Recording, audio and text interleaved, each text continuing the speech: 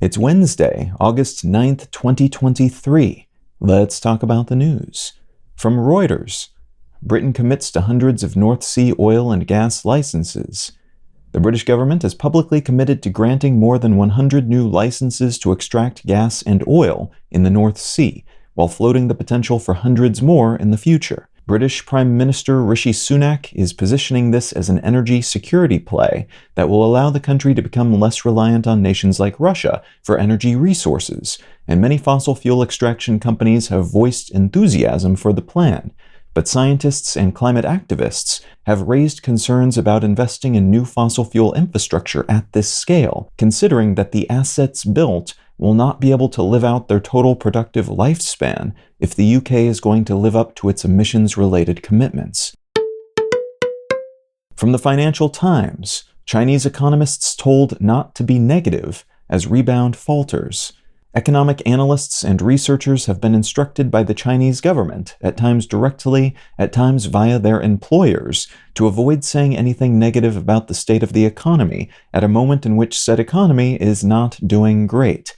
7 respected economists told the Financial Times that there was pressure to avoid saying anything negative related to the Chinese economy, and 4 of them, who serve as government advisors alongside their other work, said they were pressured to frame things positively in order to boost public confidence in the same.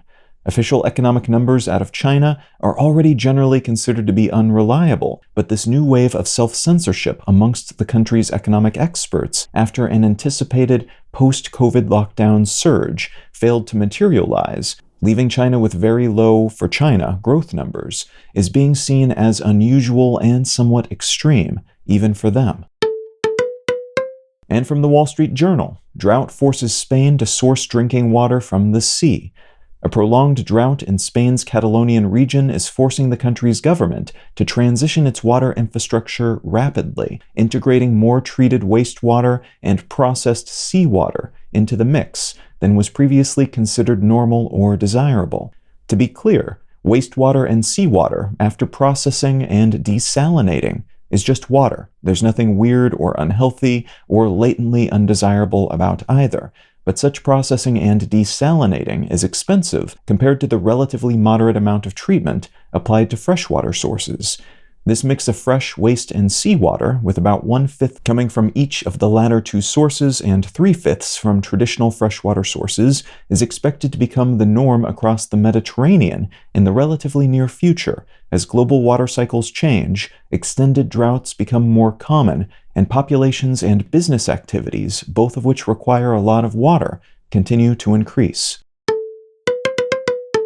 If you're finding some value in One Sentence News, consider leaving a quick review wherever you get your podcasts and/or sharing the show with a friend. You can find out more about this show or subscribe to the email version at onesentencenews.com. And you can support this and other related projects, like the Let's Know Things and Brain Lenses podcasts, at understandery.com.